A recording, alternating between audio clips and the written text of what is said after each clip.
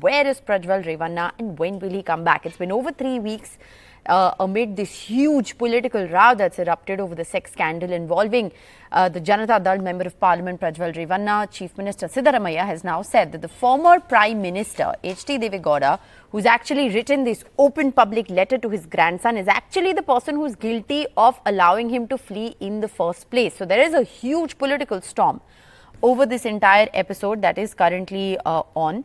Deve Gowda, remember, has written this public letter to his grandson asking him to come back, saying that he's had enough, and he's asked his grandson to not test his patience. This, as the rape accused JDS MP continues to remain absconding. The Karnataka government, remember, has been pleading with the centre to cancel Prajwal Revanna's passport. There are many questions on why his diplomatic passport has not been cancelled, and why is it that India is finding it so difficult to actually bring Prajwal Revanna back home. Before we go across to Pratibha, let's just listen in to what the Chief Minister has had to say. ನನ್ನ ಪ್ರಕಾರ ಕಳಿಸಿರೋರೇ ಅವರಲ್ವಾ ಪತ್ರ ಬರೆಯೋದು ಸುಮ್ಮನೆ public consumption.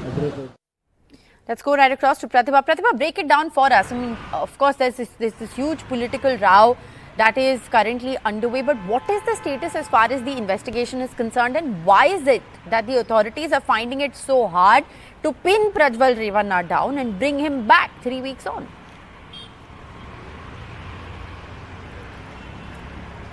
We're talking of Prajwal Revanna, who left the country on a day when there was no SIT, there was no FIR. So that proves to be in his line of defense.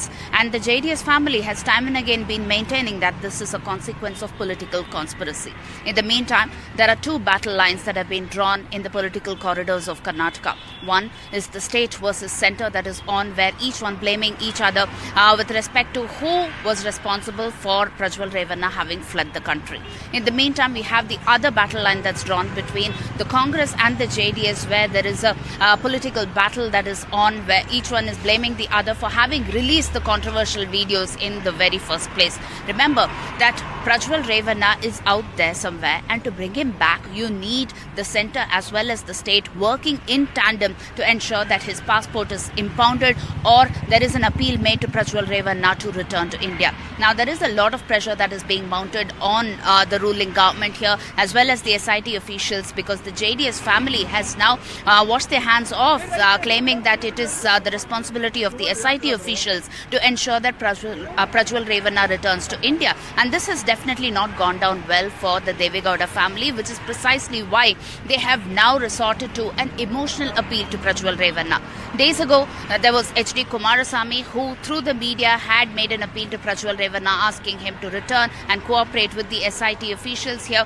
And now it is Deve Gowda writing a stern letter, calling it a warning of sorts to Prajwal Revanna, and also asking him not to test his patience any further. Now, this is the kind of a battle that is being tackled by the JDS in the form of an emotional appeal, while the Chief Minister having written 2 letters to the Prime Minister talking about the kind of pressure that the SIT wants to build in terms of ensuring that Prajwal Revanna returns to India. Well, now the ruling government says that the ball is in the centre's court. However, the MEA has promised that the process is already on. It is a matter of time for us to know when and how Prajwal Revanna would really return to India. Back to you. Right. Also, as far as the political war of words is concerned, at the moment there is this letter that Deve Gowda has written addressing his grandson. The government and the Chief Minister has called him out on the fact that this is just theatrics. This is just for public consumption.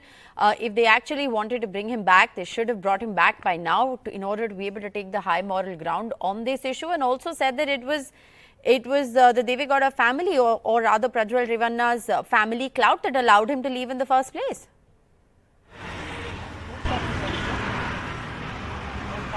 Well, we're talking of Prajwal Revanna, who's enjoying his diplomatic passport and is lodged somewhere abroad after 26 days when the SIT was formed here. We're talking of serious allegations like rape that have been levelled against Prajwal Revanna, and it is only necessary that you have Prajwal Revanna appear before the SIT, because on one hand, the SIT officials are working on getting the witnesses' statements recorded, and on the other, you need to have the accused to be interrogated there, and that has definitely not happened.